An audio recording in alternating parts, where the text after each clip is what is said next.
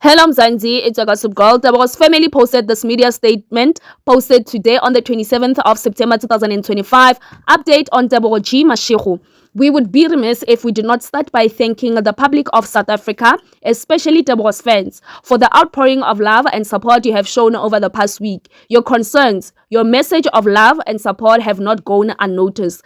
As the family of Tebogo Mashego, we respectfully request time and privacy to process and come to terms with the recent incident involving our child. We kindly ask the public and the media allow us the space we need during this difficult period. However, keep him in your prayers.